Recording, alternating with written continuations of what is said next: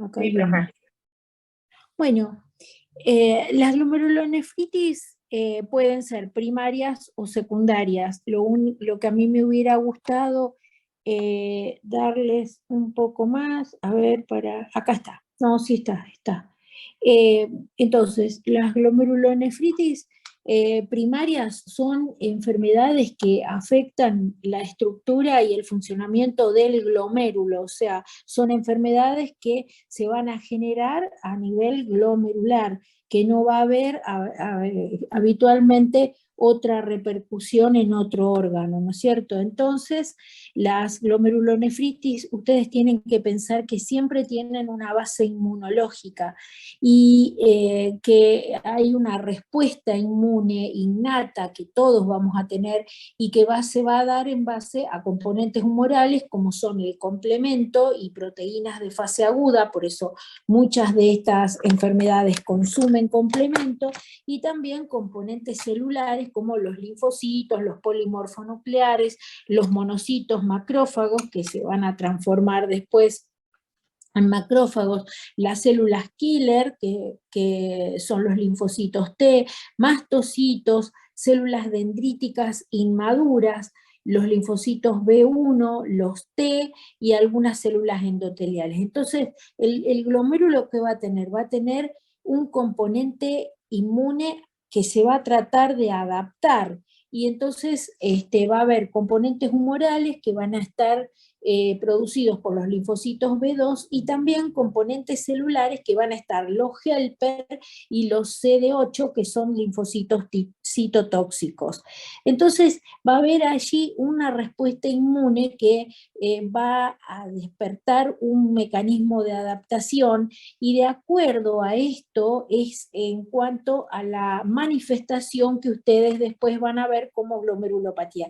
O sea, todo esto se va a generar a partir de una situación, una respuesta inmune innata, y entonces va a haber citoquinas y quininas que van a tratar de modular esta reacción, y que va a depender de esa respuesta lo que, o sea, las manifestaciones clínicas que vamos a tener.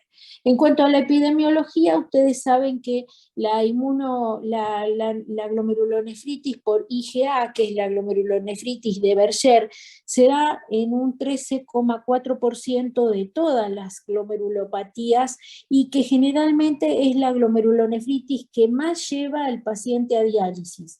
Ustedes se acuerdan que la causa de enfermedad renal crónica, la más frecuente, por supuesto, va primero la diabetes, va después la hipertensión arterial y después van las glomerulopatías, que en algunos países esto está antes que la hipertensión arterial, y en nuestro país va un poco más abajo. ¿Por qué? Porque no se realizan las cantidades de biopsias renales que se deberían realizar.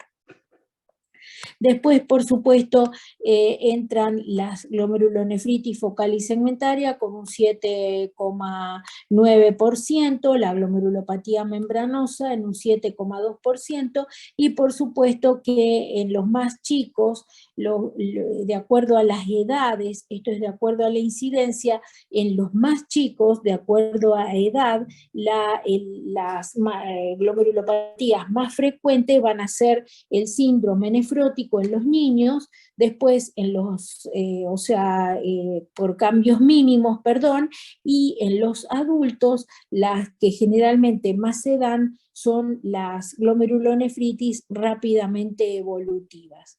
Entonces, la más frecuente de todos es la por IgA, y después, de acuerdo a las edades, el cambios mínimos en los niños y las rápidamente progresivas en las personas adultas mayores. Entonces, ¿cómo la podemos clasificar nosotros a las glomerulonefritis? De acuerdo, porque hay distintas clasificaciones, y una puede ser de acuerdo a la evolución. Y acuérdense que esto les va a servir a los que hagan clínica y a los que hagan medicina general. Entonces, ustedes tienen que tener en cuenta que la glomerulopatía puede ser aguda o puede ser generalmente crónica. Después hay unas que son subagudas. La aguda es ese paciente que tiene un comienzo claro, que se da cuenta y que habitualmente tienen hematuria, suelen tener ira y suelen tener hipertensión arterial y a veces proteinuria y se dan cuenta que tienen orinas espumosas. O sea, estos pacientes son generalmente pacientes que tienen glomerulopatías proliferativas, o sea, de rápida evolución. En cambio, los crónicos generalmente no tienen un momento de inicio claro. Son pacientes que generalmente tienen mucha proteinuria, pueden tener hipertensión y hematuria, pero generalmente son de curso lento, de muchos años de evolución. Por eso a veces se descubren, cuando no dan síndrome nefrótico, se descubren tardíamente y los pacientes suelen estar ya en fallo renal o con enfermedades avanzadas. Y después las subagudas, que son de un inicio medio incierto, o sea, menos claro, y pueden tener un deterioro de la función renal, pero que generalmente no tienden a mejorar, sino que van progresando.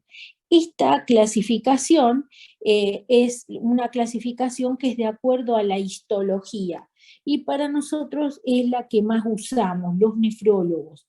Pero por ahí para los médicos clínicos es más fácil orientarse a síndrome nefrótico o síndrome nefrítico o aparición como una ira que en cuanto a la histología, porque no están tan familiarizados con la histología. Para nosotros es más fácil pensar en no proliferativas. ¿Eso qué quiere decir? Que no hay un aumento en el número de células que componen el glomérulo. ¿Se acuerdan que las células que componen el glomérulo, nosotros tenemos la cápsula, tenemos las células epiteliales parietales, después tenemos la membrana basal glomerular que se repliega sobre los capilares, las células endoteliales, los podocitos, que son las epiteliales viscerales, las células mesangiales, que son las que van a estar entre los capilares, ¿sí? Entonces, no hay proliferación de ninguna de estas células y entonces generalmente no hay un proceso o un mecanismo inflamatorio que lo esté generando. Y estas cursan siempre con proteinuria y son las que nosotros hablamos de podocitopatías. ¿Cuáles son? El cambios mínimos, la focal y segmentaria y la glomerulonefritis membranosa. Y las que son proliferativas, acá sí hay un aumento en alguna de las células que componen el glomérulo y acá sí hay un mecanismo inflamatorio que las va a generar y tenemos mesangiales que pueden ser la IgA, que es la que yo les decía que es la más frecuente, también puede ser mesangial por IgM, las membranoproliferativas o mesangioproliferativas, que son unas glomerulopatías muy raras, las postestreptocóxicas o endocapilar difusa y las glomerulonefritis extracapilares, que son las que tienen las típicas semilunas que se van a formar en el espacio urinífero, o sea, se van a formar debajo de la cápsula.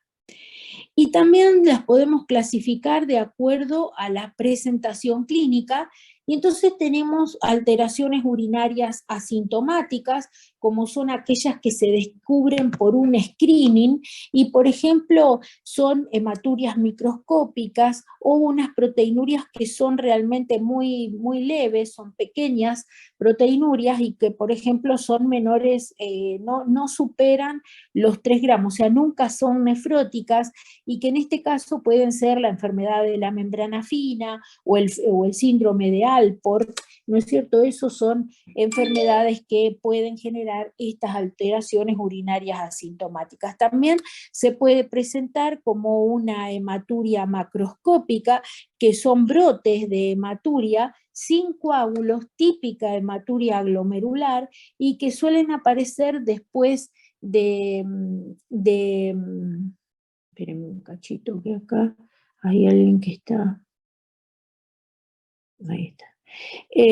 Son hematurias que suelen ser recurrentes y que se dan después de cuadros infecciosos, por ejemplo, cuando tenemos una hematuria por glomerulonefritis de Berger, o que es por IgA, y que habitualmente hay un proceso inflamatorio o respiratorio previo y que lo tienen sin el periodo ese que nosotros solíamos ver en la postestreptocóxica, o con el periodo de producida la infección y pasan los 21 días. O sea, si es menos de 21 días, tenemos que pensar en una enfermedad de Berger, y si no, en una postestreptocóxica. También se pueden presentar como un síndrome nefrótico. En el caso del síndrome nefrótico, bueno, ustedes ya lo saben, ¿no es cierto? Tiene que tener una proteinuria mayor de 3,5 gramos por día, o mayor que 40 miligramos por metro cuadrado, y que generalmente tienen la hipoalbuminemia y la dislipemia, ¿no es cierto? Entonces, estas generalmente son glomerulopatías crónicas, son glomerulopatías no proliferativas. Como síndrome nefrítico, que ya también lo hablamos, que puede haber hematuria, oliguanuria, IRA, hipertensión arterial y una proteinuria en rango no nefrótico bastante baja, una rápidamente progresiva, en las cuales nosotros vamos a ver que el paciente desarrolla una insuficiencia renal rápidamente en cuestión de días o de semanas, o también una glomerulopatía crónica, que va a tener anormalidades urinarias persistentes en el tiempo, como la hematuria microscópica, o el deterioro de la función renal, o una proteinuria sostenida en el tiempo que se puede ir incrementando o no, y que generalmente son enfermedades que van a llevar al paciente a una falla renal crónica a la larga. Viste que como son, por ejemplo, las membranoproliferativas o algunas membranosas que no responden a nada. Bueno, entonces esto es un cuadro, una clasificación de la Sociedad Española de Nefrología, en la cual hay manifestaciones que son clínicas e histológicas. Y entonces en base a eso es como para que uno se oriente en qué glomerulopatía pensar cuando tiene el paciente con toda su clínica ahí instalado delante de uno. Entonces, cuando las lesiones son mínimas, generalmente el paciente no tiene anomalías urinarias asintomáticas, no hay hematuria, pero sí hay un flor de síndrome nefrótico, con todo lo que ya sabemos. Cuando pensamos en focales y segmentarias, hay un síndrome nefrótico instalado y a veces tienen microhematuria, y es una glomerulopatía crónica, a veces el cambio mínimo no es una glomerulopatía crónica, y con tratamiento va a revertir. La glomerulonefritis membranosa, que se caracteriza porque también es nefrótica, fíjense que estas son las no proliferativas, y a veces puede tener algo de hematuria o alguna anomalía asintomática. En cambio, o sea, en el sedimento urinario, les quiero decir yo, estas son anomalías que puede haber en el sedimento urinario con algún grado de microhematuria, pero no una hematuria importante que le llame poderosamente la atención al paciente, porque el paciente no va a venir por orina con sangre, sino que a lo mejor en su sedimento haya algo de sangre y pueda tener cilindros granulosos también. Cuando el paciente tenga un síndrome nefrítico con una hematuria recidivante, con mucha hematuria en el sedimento, y un síndrome que a veces cuando pasa el tiempo se pueda transformar con proteinurias que a veces van en aumento, entonces estos pacientes hay que pensar en IgA. Cuando la hematuria es recurrente, cuando el paciente te dice: ayer estuve con un cuadro de angina, me dolía la garganta y hoy me levanté y oriné toda esta sangre. Estos pacientes a veces tienen evolución a falla renal aguda. ¿Por qué? Y son glomerulopatías crónicas que habitualmente no responden a ningún tratamiento. Algunas evolucionan a falla renal aguda. ¿Por qué? Porque se transforman en rápidamente evolutivas. Son crónicas, sí, porque no responden al tratamiento y a la larga llevan el enfermo a diálisis como yo les dije, que era una de las glomerulonefritis más incidentes en diálisis. Después tenemos las membranoproliferativas, que son unas glomerulopatías bastante raras y que pueden tener un síndrome nefrótico, pueden tener nefrítico, pueden tener un sedimento urinario alterado y sí, van todas a glomerulopatía crónica y a los 10 años o a veces antes están en diálisis. Las glomerulopatías extracapilares, como serían las proliferativas, son todas proliferativas, suelen tener mucho síndrome nefrítico, bastante falla renal aguda y suelen llevar el paciente a diálisis. Es raro que tengan proteinuria, lo mismo que la endocapilar, que tiene mucho síndrome nefrótico, una glomerulopatía muy aguda, y bueno, esta es la que se va a resolver, que son las postestreptocóxicas. Entonces esto es como para tenerlo o mirarlo en el caso de que uno tenga un paciente con esta clínica, entonces lo puede revisar a este cuadro y sospechar qué tipo de glomerulopatía tengo y qué necesidad tengo yo de apurarme, biopsiarlo y no dejarlo que evolucione a una falla renal. Bueno, estos son dibujos el que yo les hice bien, que era un dibujo casero, ¿no es cierto? Entonces acá van a ver la célula epitelial visceral, que es el famoso podocito, la célula endotelial, la célula mesangial, que habitualmente entre 3 capilares tiene que haber más o menos 3 células mesangiales. Y bueno, y este es un glomérulo normal donde también se ven las epiteliales parietales, que son las que luego, si proliferan, van a formar las semilunas epiteliales, y si esto se fibrosa, van a formar las semilunas fibrosas que van a avanzar y van a hacer colapsar a todo el glomérulo.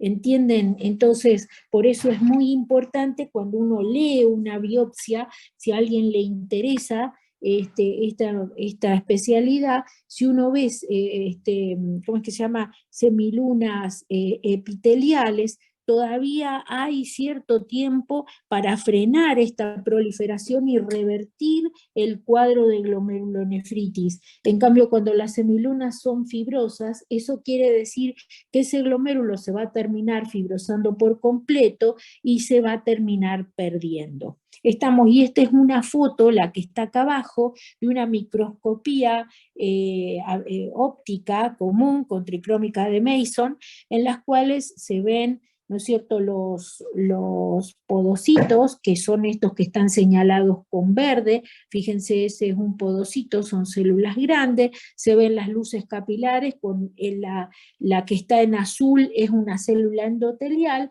y las que están en amarillo son las células epiteliales parietales. Entonces, cuando nosotros leemos e interpretamos una biopsia renal, nosotros decimos por qué informan focal, segmentario, difuso y global. ¿Eso qué quiere decir? Cuando nosotros tenemos lesiones que son focales, eso quiere decir que está afectado todo el glomérulo, todo, todo, todo. Entonces, y cuando estamos hablando de lesiones segmentarias, es que está afectada una parte del glomérulo. Cuando la afectación es, perdón, me equivoqué, cuando es focal es menor del 50%, los glomérulos enfermos son menos del 50% de la muestra. Y cuando es difuso es porque están afectados más del 50% de la muestra. Y cuando habla de segmentario, quiere decir que hay una parte del glomérulo enfermo, y global cuando está todo el glomérulo afectado. Por eso las focales y segmentarias hablan de que están afectados algunos glomérulos y una parte del mismo. De todas maneras, esta afectación segmentaria dura un tiempo, porque después lo oblitera del todo. Y cuando se oblitera, hace que filtre más. entonces se enferma este también y por fin se termina anulando también. Entonces se van esclerosando en el tiempo una gran cantidad de glomérulos y eso trae como consecuencia una progresión a la insuficiencia renal. ¿Se dan cuenta? Entonces, esto es ¿por qué? Porque siempre nosotros decimos es ahogarse en las aguas de la hiperfiltración. Como uno funciona menos, el otro hiperfiltra y eso hace que ese que está hiperfiltrando después claudique también. Y esto nos sirve sobre todo cuando nosotros queremos orientarnos a ver a dónde está la injuria, a dónde se ha generado la lesión. Y por eso decimos que cuando la lesión está en el mesangio, que se acuerdan que era el espacio que estaba entre los tres capilares con la membrana replegada, este es el mesangio, entonces hablamos de que puede haber hematuria microscópica, pero no muy grave, una proteinuria leve y no hay hipertensión arterial. Y esta no es una lesión extremadamente grave y muchas veces revierte con tratamientos. Cuando está afectado el endotelio, que es cuando está la célula endotelial, entonces sí va a haber hematuria, ¿sí? La proteinuria es más leve y hay hipertensión arterial. Cuando está afectado el podocito, entonces hay poca hematuria, hay mucha proteinuria y suele no haber hipertensión arterial. Eso es como para más o menos orientarse y razonar a dónde puede llegar a estar la lesión. Entonces, cuando hablamos de glomerulopatías no proliferativas, crónicas, eh, podocitarias, nefróticas, hablamos de estas tres. Cambios mínimos, focal y segmentaria, membranosa, y podemos agregar la membrano proliferativa, pero que va a tener otros componentes más. Acá no hay mecanismo inflamatorio y el número de las células del glomérulo no van a estar aumentadas. ¿Estamos? Eso es no proliferativa. Entonces, cuando hablamos de cambios mínimos, son lesiones que se van a producir, ¿por qué? Por la fusión de los pies de los podocitos. Fíjense que este es un podocito normal con sus piecitos, y acá va a haber una fusión de los pies de los podocitos, y eso va a traer como consecuencia un esfacelamiento de esta célula se va a caer, no se olviden que el podocito no se reproduce, entonces esa membrana va a quedar desnuda, va a quedar sin la nutrición, ni la protección, ni la regeneración del heparansulfato, y por ende entonces esa membrana va a quedar dañada, va a perder su electronegatividad, no va a rechazar más las proteínas y va a traer como consecuencia la proteinuria masiva de la que nosotros hablamos. Cuando hablamos de proteinuria selectiva, hablamos de albúmina. Cuando esto se genera un daño re importante, la proteinuria deja de ser selectiva, se hace masiva y en la orina aparece de todo. Aparecen muchas otras proteínas, que se acuerdan cuando hablamos del nefrótico típico, decíamos que aparecían proteínas transformadoras, transportadoras, la antitrombina 3, inmunoglobulinas, que son moléculas grandes, ¿se acuerdan? Hablábamos que perdía de todo. Entonces, el cambios mínimos es una glomerulopatía típica de los niños que se da en la edad preescolar, o sea, entre los 2 y 6 años.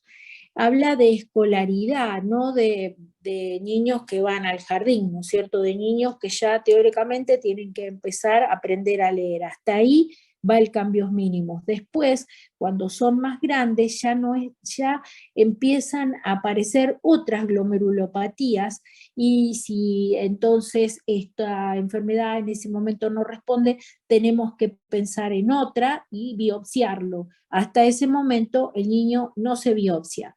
Es un nefrótico puro, se da el 80% en los niños, pero a veces aparecen en los adultos también. La etiología no está bien establecida, se genera aparentemente por una disfunción de los linfocitos T y una alteración de las proteínas que constituyen la membrana, y se los asociaba a ciertas enfermedades infecciosas, neoplasia, linfoma de Hodgkin y a otros fármacos también. Entonces en la microscopía óptica, los pies de los podocitos no se ven, por ende la microscopía es normal.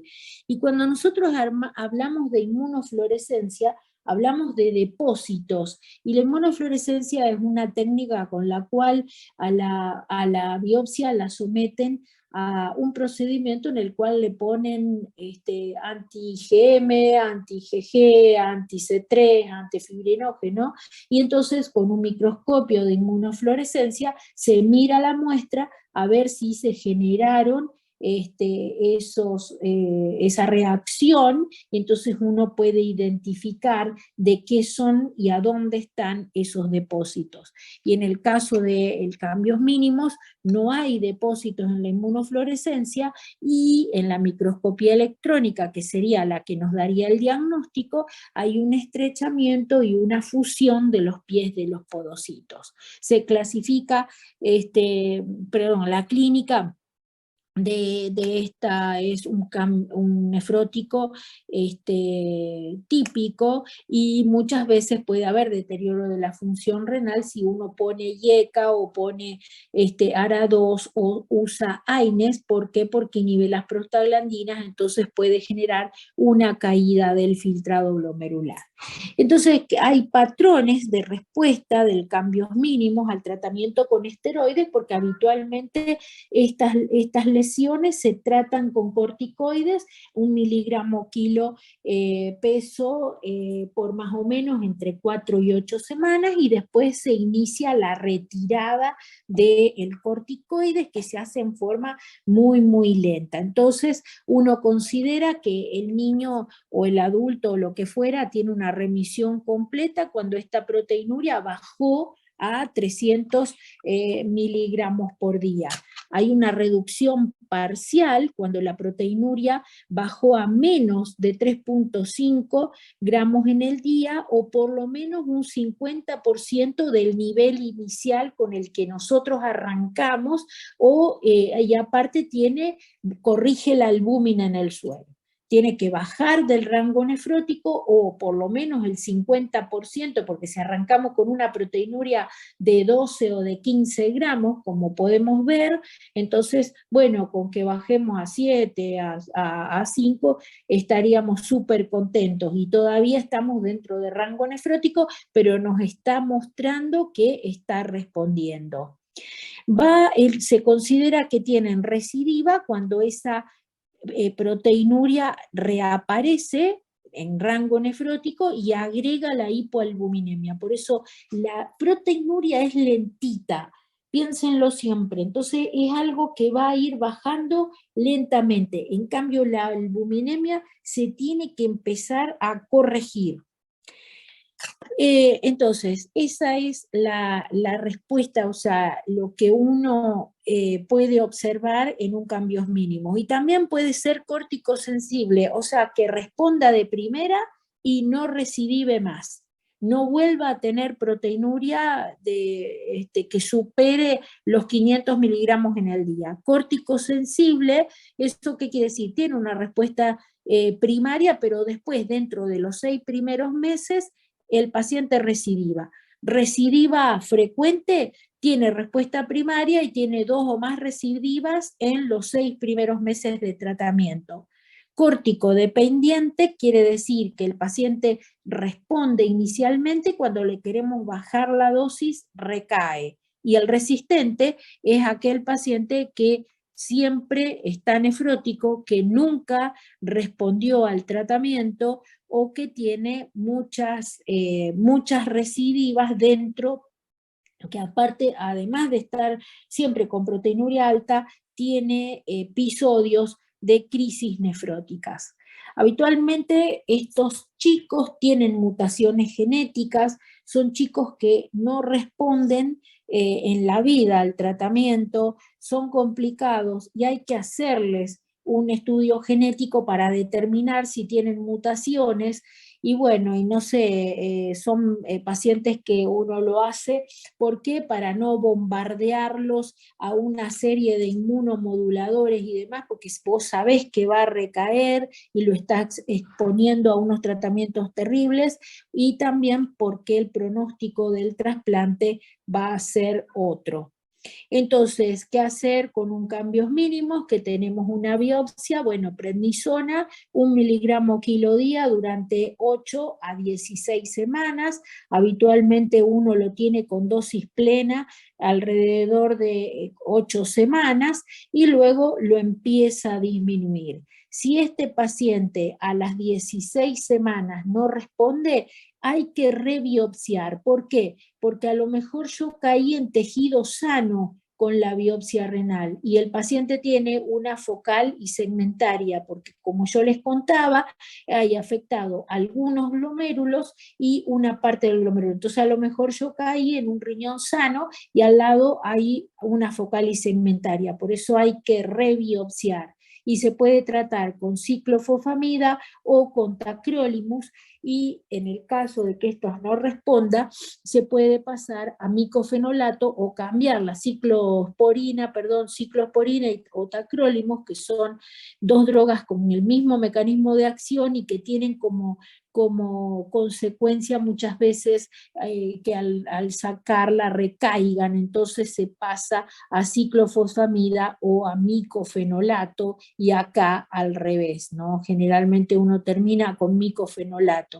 Y en el caso de que el paciente remita y no haya recidiva, bueno, se siguen haciendo controles, si hace una recidiva ocasional se puede volver a aumentar la deltisona o la prednisona e ir bajándolo mucho más lentamente, y si son recidivas frecuentes o corticodependencia, se puede pasar a ciclofosfamida o a ciclosporina o a micofenolato mofetil. O sea que lo primero que hay que hacer es darle corticoides solos y después ir evaluando la evolución del paciente. Y si el paciente no anda bien, se puede hacer otra biopsia renal.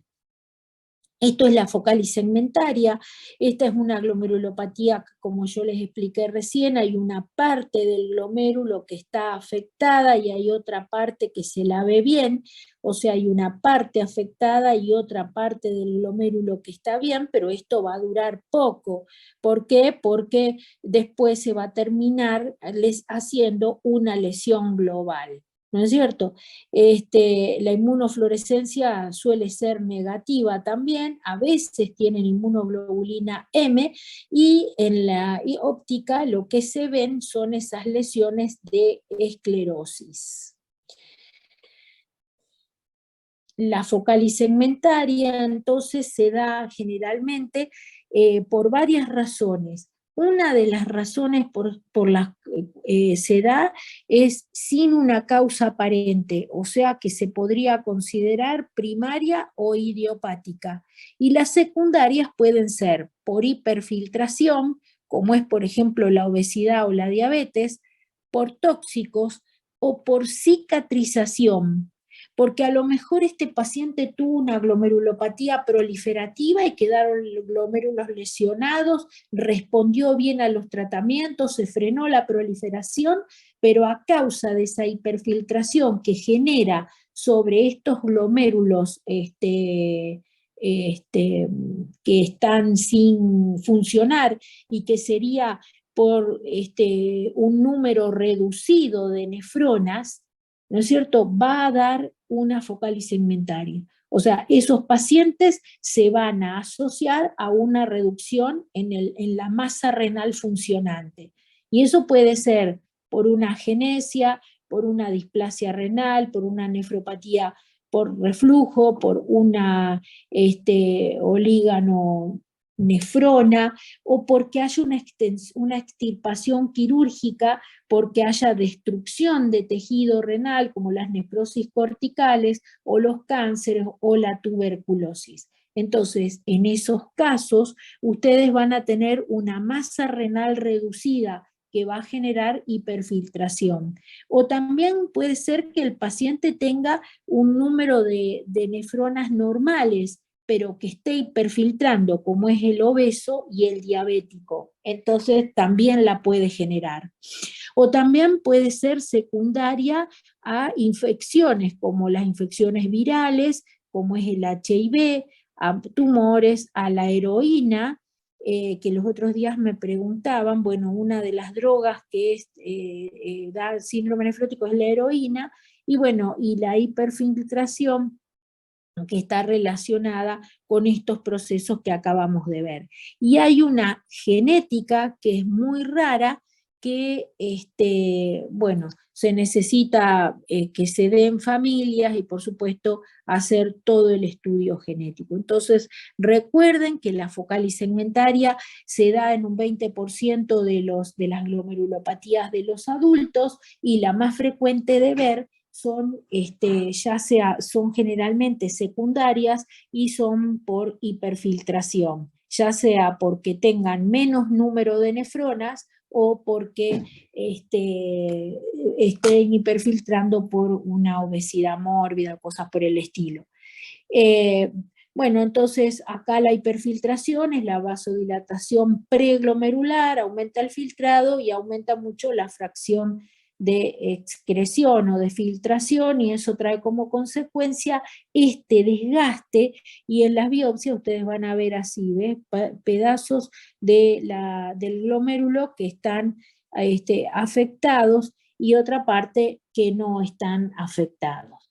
Y hay algo que yo siempre les repito, que la glomerulopatía por hiperfiltración, diferente de la primaria es rápida, proteinuria masiva y evoluciona rápidamente y tiene un síndrome nefrótico completo. En cambio, el que va por hiperfiltración, la proteinuria va lenta, es más chica, o sea, es de menor cuantía, es de progresión lenta y suelen tener ausencia de hipoalbuminemia, ausencia de edemas o este síndrome bioquímico completo. Tienen el bioquímico, o sea, tienen las manifestaciones bioquímicas, pero con proteinuria incluso hasta masiva, pero suelen no tener edemas. Entonces, en estos casos, uno habitualmente piensa en que son por hiperfiltración, ya sea porque hay una disminución de la masa renal o es un paciente obeso o diabético, que el diabético va más rápido que el obeso, y entonces tienen un síndrome nefrótico que es clínicamente incompleto, en cambio químicamente lo tienen todo. La microscopía, ya se los dije, hay una parte afectada, otra no, pueden tener depósitos de IgM y de C3, y bueno, la clasificación de esta glomerulopatía en realidad es más que nada para los nefrólogos, ¿viste? Cuando la leemos, vemos a dónde está la lesión, si está en el polo vascular, si está en el polo opuesto al vascular, y entonces eso nos hace pensar en cuál puede ser la etiología. Clínicamente, pero esto no importa, esto no es algo muy importante para ustedes.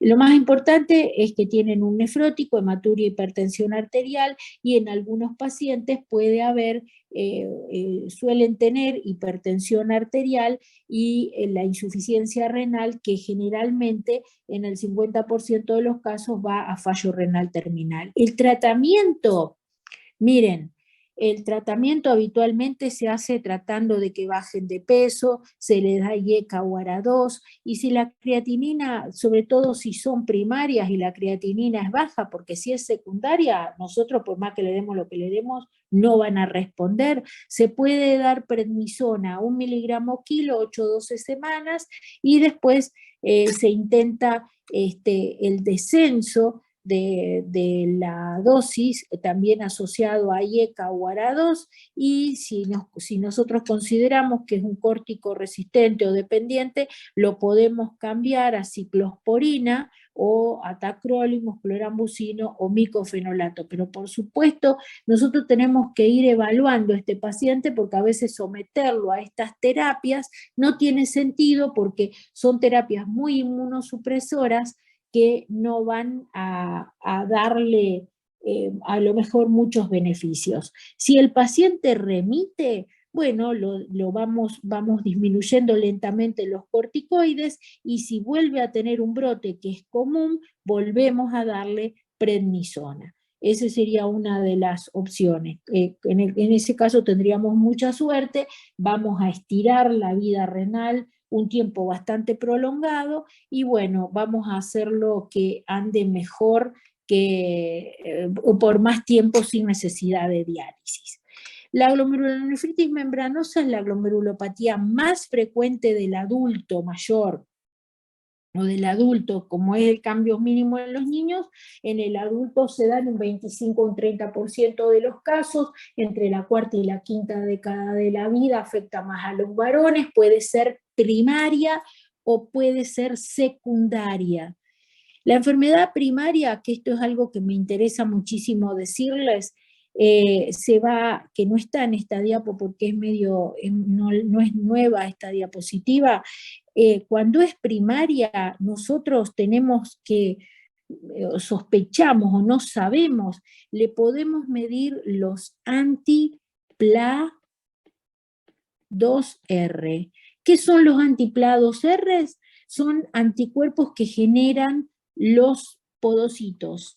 Los podocitos generan antígenos, y el anti-PLA es el anticuerpo contra ese antígeno. Entonces, un antígeno podocitario el que va a determinar la elevación de los anti-PLA2R, y es exclusiva de la primaria, ¿sí? Cuando nosotros le medimos anti-PLA a nuestro paciente sospechando que es una membranosa, lo sospechamos, no tenemos biopsia, y este anti-PLA2R nos da positivo, lo podemos empezar a tratar sin punción biopsia renal. Acuérdense, esto está súper ahora en boga, o sea, es lo que estamos haciendo todos. Primero, cuando tenemos un nefrótico en un adulto y sospechamos una membranosa, le pedimos el anti-PLA2R. Nos da positivo, lo podemos tratar como membranosa sin biopsia. Ahora, si nos da negativo, tenemos la obligación de biopsiarlo, porque todo paciente nefrótico adulto se biopsia. Pueden ser secundaria a lupus, hepatitis B y C, a neoplasias y a drogas. Por eso siempre pedimos la serología para los virus, y por supuesto, si sospechamos que nuestro paciente tiene algún tumor, lo tenemos que estudiar. ¿Cómo se caracteriza? Porque hay un engrosamiento de la membrana basal glomerular con el depósito de complejos o de IgG y C3 subepiteliales, después emite unas espículas que por fin terminan englobándolo al depósito y lo transforman en una glomerulonefritis, o sea, depósitos intramembranosos. Clínicamente es un nefrótico, suele ser, si es primario, de comienzo rápido y agudo, pueden tener hematuria, hipertensión arterial, y hay un 35% de los pacientes, que generalmente son varones hipertensos o viejos, que tienen mucho compromiso tubular en la biopsia, que evolucionan mal y van a diálisis. Este es el dibujito de la glomerulopatía. A ver si hay otro, acá este es más lindo. Este es el dibujito, o sea, se deposita subepitelial por debajo del podocito, la membrana le entra a mandar estas espículas, por fin la engloba,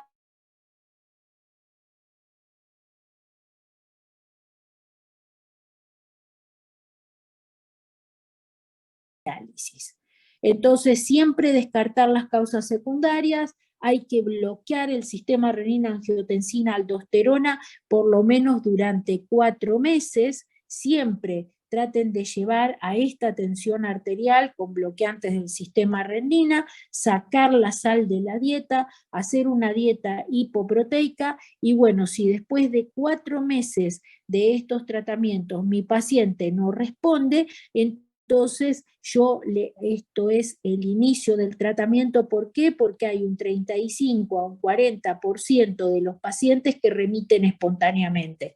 Entonces, cuando puedo estar dentro de este rango y no bombardearlo a corticoides. ¿Estamos? Ahora, cuando yo tengo un paciente que no responde y sigue con una proteinuria elevada de más de 4 gramos por día, entonces, o tiene un deterioro de la función renal, yo puedo hacer el esquema de Ponticelli, que está en boga de nuevo. ¿Cómo es el esquema de Ponticelli? Dura 6 meses. Los meses 1, 3 y 5 se hace metilprednisolona. No importa, ustedes meses 1, 3 y 5 dan corticoides, meses 2, 4 y 6 ciclofosfamida. Se puede hacer este tratamiento que es el Ponticelli, y dura 6 meses. No importa las dosis. Metilprednisolona son 3 gramos y el Ponticelli son 150 la ciclofosfamida 150 miligramos por día. Entonces, pueden hacer este tratamiento. También es prednisona y ciclofosfamida o clorambucilo, que nosotros no lo hacemos porque el clorambucilo es una bala de cañón. Entonces, si mi paciente con todo esto no responde, le puedo dar micofenolato, rituximab o ACTH. Estamos que generalmente no responden a casi nada. La mejor droga a estos pacientes es la ciclofosfamida. ¿Estamos? Entonces, acuérdense, un 30 o un 40% remite espontáneamente, trátenlos con dieta y ECA, poca sal, que no aumenten de peso, le pueden dar algunos diuréticos si están muy nefróticos, y entonces los mantienen así. No andan, agregan corticoides. Algunos agregan corticoides solo y después lo pasan a Ponticelli, o directamente arrancan con Ponticelli. Y cuando el paciente tiene un deterioro de la función renal muy importante, una proteinuria importante, muchas veces se arranca directamente con micofenolato, 1 o 2 gramos por día durante 6 meses o 12 meses, pero no tienen muy buena evolución. Y ahora entramos en las proliferativas. Las proliferativas, entonces, se acuerdan que era con aumento en el número de alguna de las células, y acá hay un mecanismo inflamatorio. ¿Cuáles son las proliferativas? La endocapilar difusa o la glomerulonefritis postestreptocóxica, las glomerulonefritis mesangiales, ya sea por depósitos de IgA o de IgM, que no son tan malignas, las membranoproliferativas, que son unas glomerulopatías extremadamente bajas en incidencia, pero con mala evolución, y las rápidamente evolutivas, que son las que se caracterizan porque tienen semilunas. Estas son las que proliferan. Y como son menos frecuentes, esta postestreptocóxica, yo ya se las hablé los otros días, la vamos a pasar de largo. Acuérdense que consume C3, no se biopsia, necesitan los 7 a 21 días para que se generen los complejos inmunes circulantes, y estos van a ir y se van a depositar a nivel glomerular, subepitelial, y van a dar origen a esta glomerulonefritis que va a remitir sola. Con respecto a las membranoproliferativas, las glomerulopatías membranoproliferativas han cambiado últimamente su clasificación, y son de 3 tipos, y son glomerulopatías que son complejas de entender. O sea, la clasificación son en tipo 1, tipo 2 y tipo 3. La tipo 1, el paciente tiene depósitos, o sea, más que nada son clasificaciones histológicas, y se caracterizan porque algunas tienen inmunoglobulina G y pueden tener C3 o C1Q, y generalmente son glomerulopatías que están mediadas por complejos inmunes circulantes y que pueden ser secundarias a enfermedades autoinmunes, a infecciones o a gammapatías monoclonales, al igual que la 3, en los cuales los pacientes van a tener también depósitos subendoteliales y subepiteliales intramembranosos, en los cuales va a haber C3, IgG o IgM y C1Q, ¿sí? Y también va a pasar lo mismo, pueden ser mediados por complejos inmunes circulantes y habitualmente hay gammapatías monoclonales. Y el tipo 2, que es más rara, que no sé qué, es una en 1.000.000, los pacientes tienen solo C3, y pueden tener depósitos densos y son glomerulopatías por C3. Hay uno en 1.000.000 y en el Iturraspe hay 2. Es rarísimo, pero bueno, ahí están. Hay 2, una de las chicas ya está en diálisis y el otro, no sé, anda por ahí, pero no anda tan mal como la nena. Esto es lo mismo, nada más que, bueno, esto por supuesto que los depósitos de C3, para ver si el paciente tiene depósitos densos o solamente C3, hay que hacer microscopía electrónica, hay que estudiar la vía del complemento. Son y la vía alternativa y la vía clásica, ver cuál de las dos vías está afectada, ver si el paciente tiene mutaciones genéticas, y de acuerdo a esto se dan tratamientos que antes hacíamos solo micofenolato, pero ahora existen otros como el eculizumab, y ahora hay otro nuevo que inhibe la vía del complemento antes, y entonces más precozmente, y entonces evita que pasen todos estos depósitos. Estos pacientes habitualmente, lo que nosotros tenemos que tener en cuenta es que tenemos que descartar gammapatías, tenemos que descartar tumores, porque a veces anteceden a la presencia del tumor. Son enfermedades que habitualmente no responden casi a ningún tratamiento, por eso ahora se están usando estas nuevas drogas. Y, ¿qué les iba a decir? Bueno, cuando nosotros tenemos un tipo 3, que es cuando el patólogo nos dice que hay un tipo 3, suelen tener mucho nefrótico, mucho consumo de complemento. No dejen nunca de pensar en que está anticipándose a la aparición de un tumor. La enfermedad de Berger es una glomerulopatía que se da entre la segunda y tercera década de la vida, que es más frecuente en los varones. Hay también una actividad aumentada, hay una activación del complemento, y entonces se generan estos complejos inmunes que generalmente son por IgA. Hay un defecto inmunitario en las mucosas, y entonces que se producen habitualmente estas reactivaciones cuando se exponen a varios antígenos ambientales. Por eso estas glomerulopatías son secundarias a la púrpura de Scholen-Henoch. Cuando tenemos un niño con púrpura y después pasa de la niñez a la adolescencia y a la adultez y sigue con la hematuria, no tenemos que dejar de biopsiar. ¿Por qué? Porque puede ser una glomerulonefritis por IgA. Hay depósitos de IgA a donde uno quiera, y de acuerdo a la clasificación, de acuerdo a la histología, se clasifican por esta clasificación de Oxford, que es la más moderna, que de acuerdo a eso, de acuerdo a la hipercelularidad mesangial, endocapilar y demás, da una puntuación que es METS, que es de acuerdo a esta clasificación, y entonces de acuerdo a esto se establecen tratamientos, los cuales casi ninguno funciona como uno espera. El 50% de los pacientes tiene aumento de la IgA plasmática, o sea que si nosotros tenemos un paciente que sospechamos IgA, se la medimos en suero, no la tiene alta, no podemos decir que no tiene la enfermedad. Estos generalmente suelen tener infecciones o cuadros inflamatorios y al día siguiente se mandan la hematuria. El 40-50 tienen hematuria recurrente. Un 30 o un 40 además tiene hipertensión arterial y suelen tener IRA, sobre todo cuando tienen varios años de evolución. Y algunos agregan proteinuria, que puede ser hasta de rango nefrótico.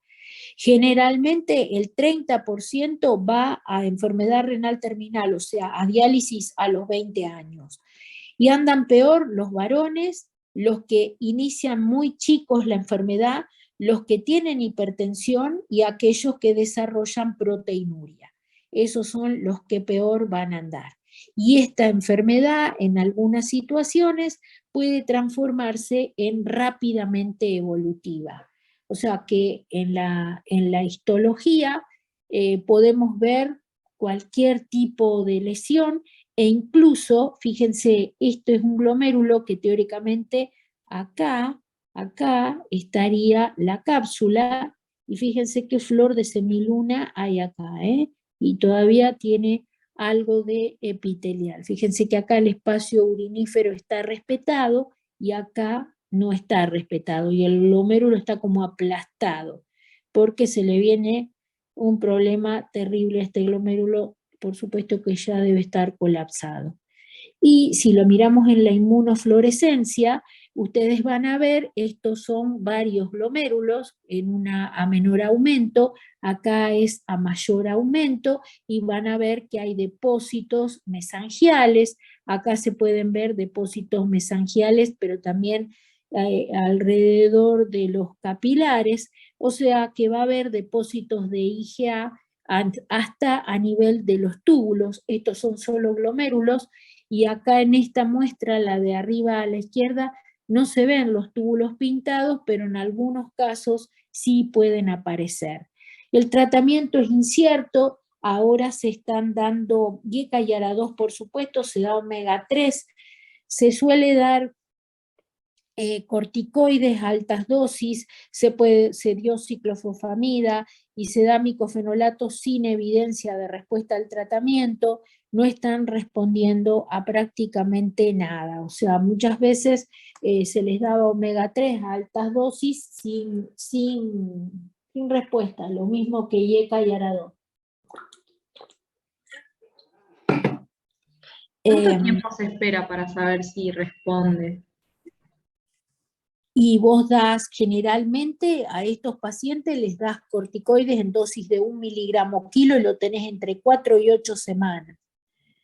Y viste, esto es como algo casero, pero cuando vos lo ves que está un poco Cushing, eso quiere decir que el tipo está tomando bien el corticoide y es la dosis que uno necesita, aunque esté mal, ¿no? Pensarlo así, pero cuando vos ves que se está poniendo Cushingoide, ese es el momento en que la glomerulopatía tendría que sí o sí responder.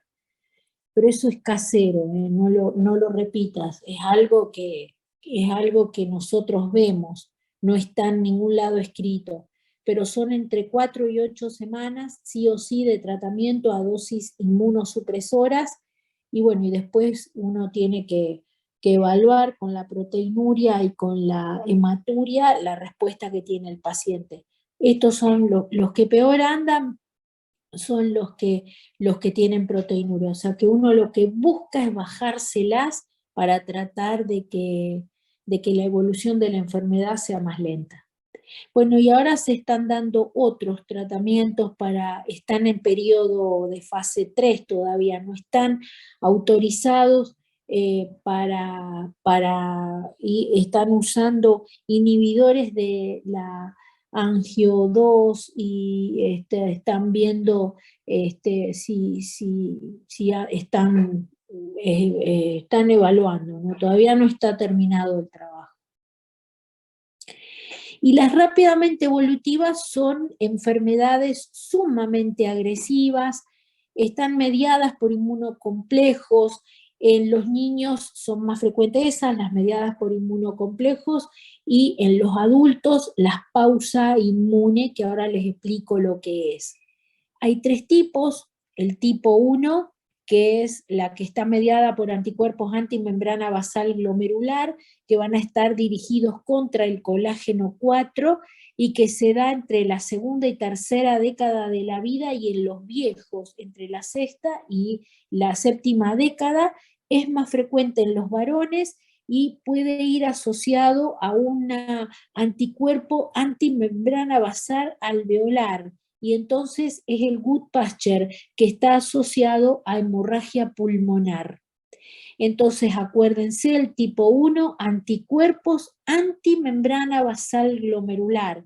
Acá no hay complejos inmunes circulantes, hay un anticuerpo que va directamente y ataca la membrana basal glomerular.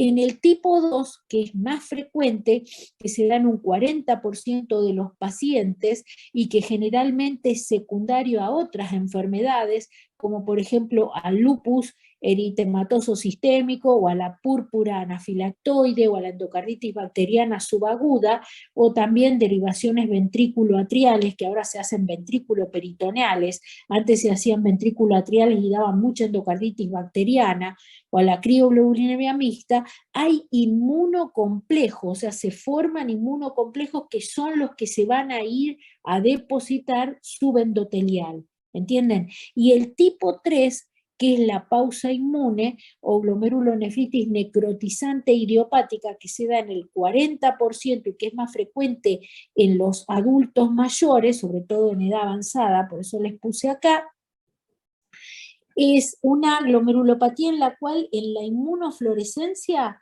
no vamos a ver casi nada, no va a haber nada distinto de la 1 y de la 2. Y hay otra cosa que es re importante, que ustedes van a leer que todos estos pacientes tienen semilunas, y estas semilunas arrancan como epiteliales y terminan siendo fibrosas, como yo les expliqué al principio. Entonces, en el tipo 1 suelen estar todos en el mismo estado evolutivo, a diferencia de la tipo 3, en las cuales vamos a ver que aparezca de todos tipos de semilunas, tanto epiteliales como fibrosas, como mixtas.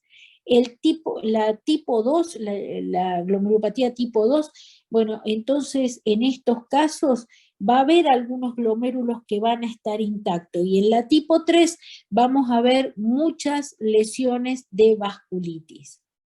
Entonces, acuérdense, la tipo 1, anticuerpos antimembrana basal glomerular, la otra complejo inmune circulante y la otra no va a tener nada. Y acá está la foto de la inmunofluorescencia de estos pacientes que, bueno, acá yo les mostraba la foto de la izquierda. En este caso, en la izquierda, ustedes van a ver que el paciente, ahora no se quedó el lápiz, no está más, capaz que se descargó, a ver.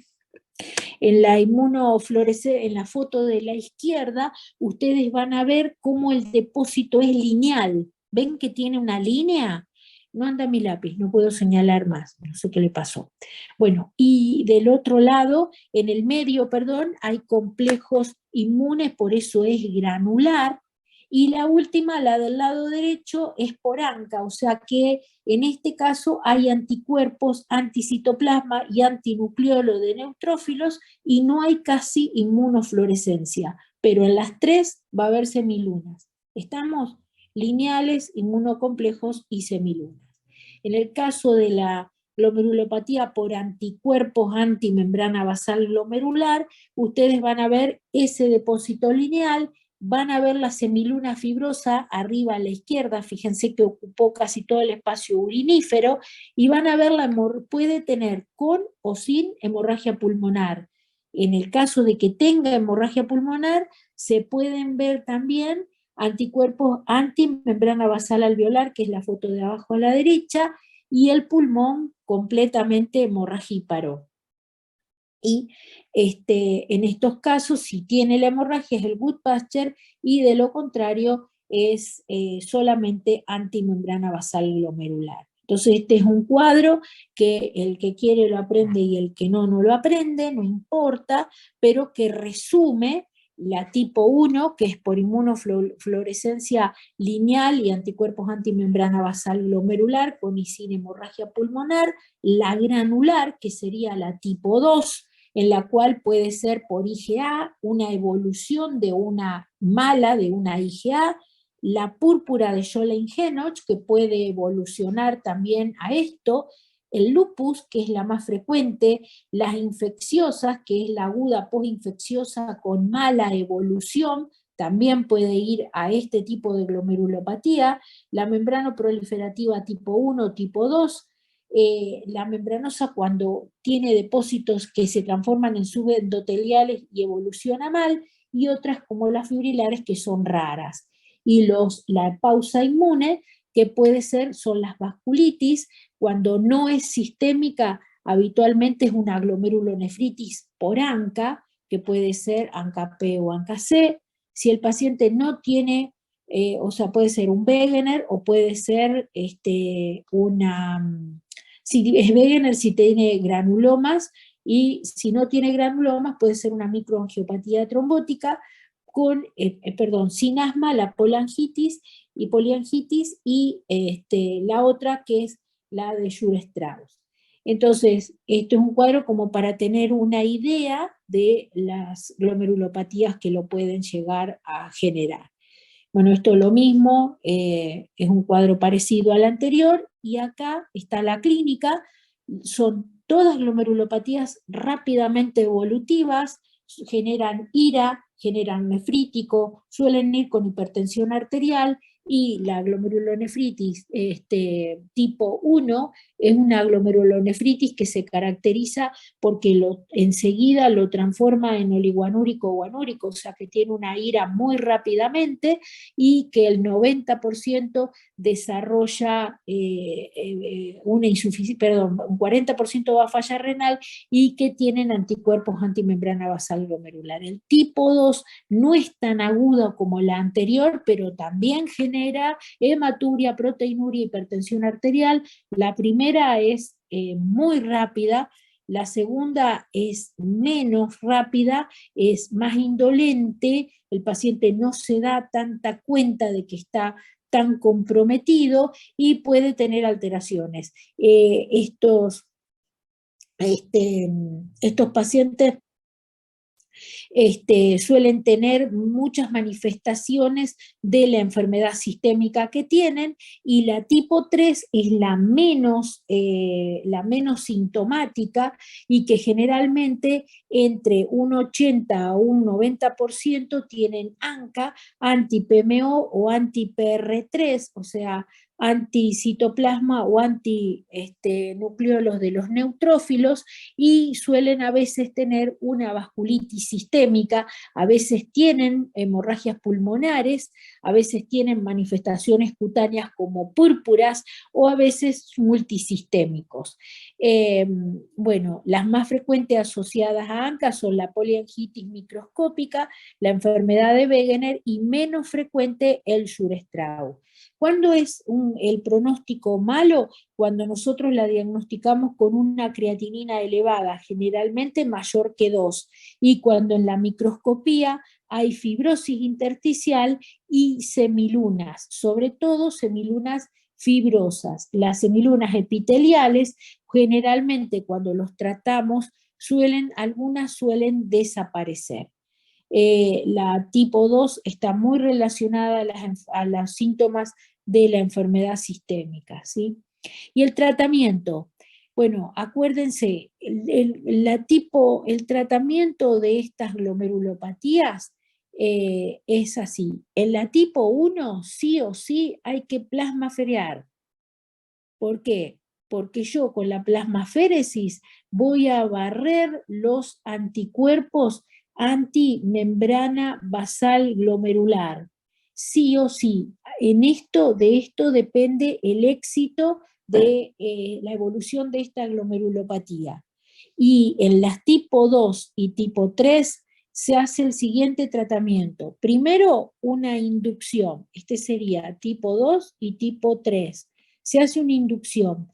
La inducción se hace con metilprednisolona en dosis de 0,5 a 1 miligramo kilo, en pulsos, durante 3 días.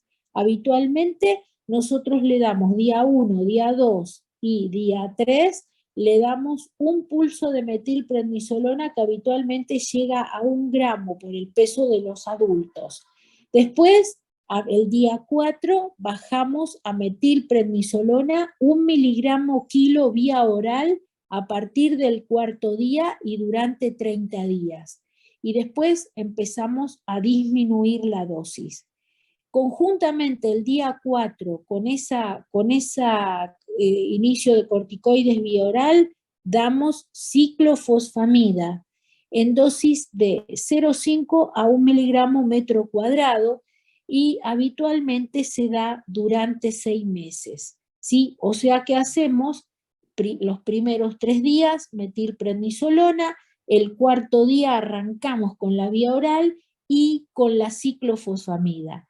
Este corticoide lo vamos disminuyendo en el curso del tiempo. Nunca más le volvemos a dar pulsos, salvo que el paciente tenga una recaída. Y le damos ciclofosfamida el mes 1, 2, 3, 4, 5 y 6. Ahora, ustedes pueden llegar a escuchar hablar del Eurolupus.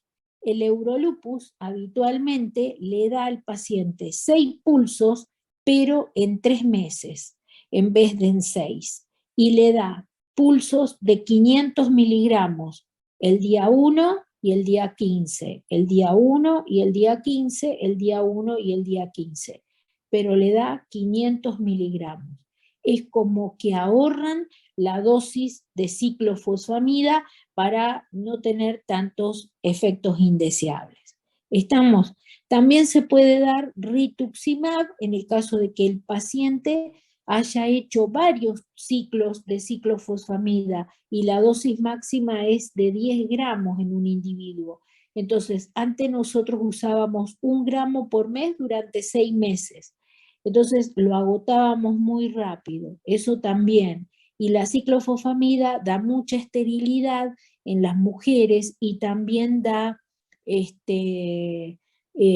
cistitis hemorrágica. También se puede dar, en vez de ciclofosfamida, se puede usar micofenolato mofetil en dosis de 3 gramos. Y, por supuesto, después de esta etapa de inducción que dura 6 meses, viene el mantenimiento, que es a partir de los 6 meses. Entonces allí se suspende la ciclofosfamida y se puede continuar con azatioprina 2 miligramos kilo o micofenolato 1 a 2 miligramos kilo día, que también lo podíamos usar en el tratamiento de inducción.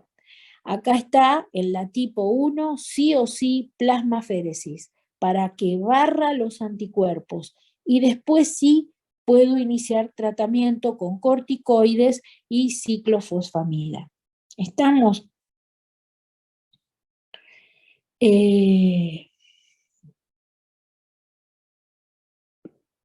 Bueno, no sé si, me parece que hasta acá llegó mi voluntad.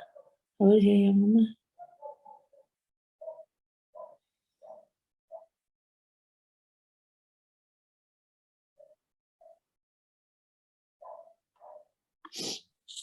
Yo tengo una pregunta. Y acá viene el lupus, pero eso se las doy otro día. O la quieren ver hoy también. No es muy larga. ¿Qué me va a preguntar? Pregúntame.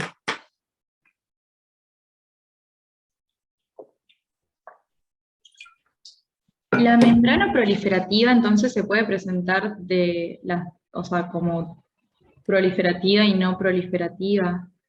La membrana proliferativa es una glomerulopatía que se caracteriza porque tiene un nefrótico y tiene hematuria, pero microscópica. Y es un nefrótico pesado, que no responde a nada. Y bueno, habitualmente los pacientes adultos, uno los biopsia y se topa con que tienen membrana proliferativa.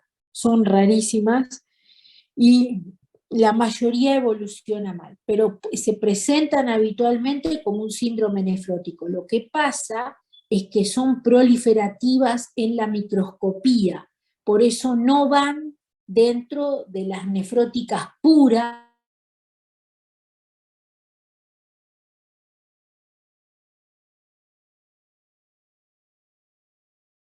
pero sí te da síndrome nefrótico, ¿entendés? Pero por microscopía es proliferativa.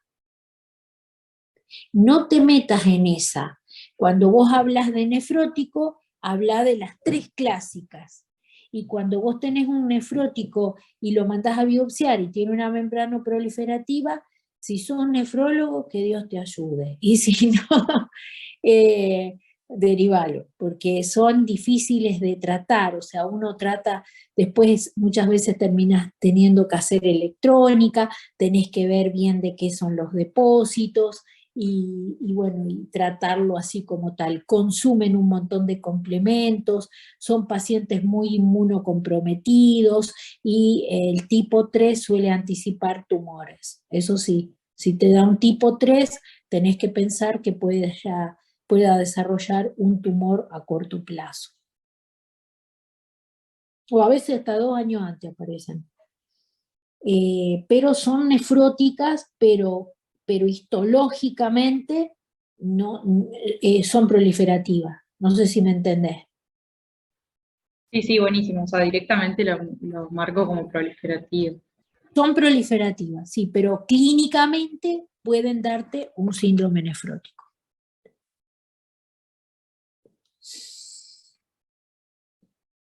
Y bueno, y acá está lupus, no sé si quieren sigo, o si no, hasta acá llegamos.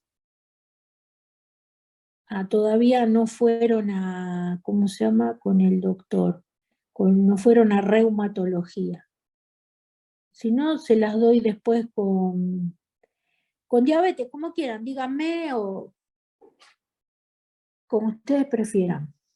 Si están todos durmiendo. Sí, podemos verla después si quieren.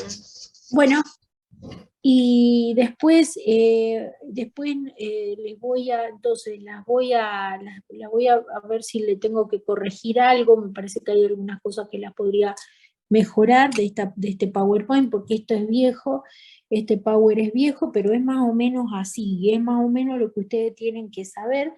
Y después, en todo caso, les voy a subir potasio también, pero eso no sé, como quieran, si quieren se los doy. Si quiere puede subirlo, profe, como hizo con lo de hiponatremia, y lo damos en clase otro tema para poder aprovechar el tiempo. Bueno, ¿y lo vieron a lo de sodio? ¿Lo entendieron? ¿Lo vio alguien? Sí, a mí me parece que está bastante claro. Bueno, después cuando hagamos allá en la facultad, nos encontremos con hacer algunos problemas, en todo caso, si quieren, me preguntan qué es lo que no entendieron. ¿Eh? Bueno, dale, profe, Sí, genial. buenísimo. Bueno, profe.